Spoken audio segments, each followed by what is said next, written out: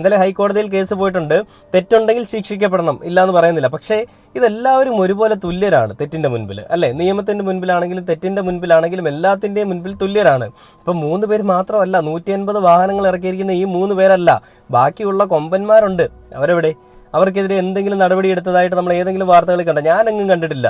എവിടെയാണ് ഈ വാഹനം? ഒരു സോഷ്യൽ മീഡിയ ഇൻഫ്ലുവൻസറിന്റെ കൂടെ കണ്ടിട്ടുണ്ടായിരുന്നു കേട്ടോ, അത് ഇല്ലെന്ന് പറയാൻ പറ്റില്ല. ബാക്കിയുള്ളവരൊക്കെ എവിടെയാണ്?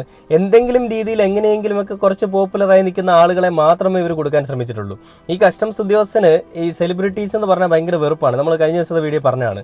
ആ ഒരു വെറുപ്പിൽ നിന്നായിരിക്കണം ഒരു പക്ഷേ ഇവരെ കൊടുക്കണം അല്ലെങ്കിൽ ഇവരെ കുറ്റക്കാരാക്കണം എന്നുള്ള രീതിയിലേക്ക്, ഒരു ചിന്താഗതിയിലേക്ക് എത്തുകയും അതിനു വേണ്ടിയിട്ട് ഒരു തയ്യാറെടുപ്പ് എടുക്കുകയും ചെയ്തത്. ഈ അന്വേഷണ ഉദ്യോഗസ്ഥന്റെ ഉള്ളിൽ നല്ല നീതിബോധമുണ്ട്, നമ്മുടെ നാട്ടിലെ കാര്യങ്ങളെല്ലാം നല്ല നേരായ രീതിയിൽ നടത്തണമെന്നൊരു ആഗ്രഹമുള്ളൊരു വ്യക്തിയാണെങ്കിൽ ഇയാൾ ആദ്യമേ ചെയ്യേണ്ടത് പോലീസിനെ അറിയിക്കുകയായിരുന്നു വേണ്ടത്. എന്നാൽ അത് ഇവിടെ നടന്നിട്ടില്ല.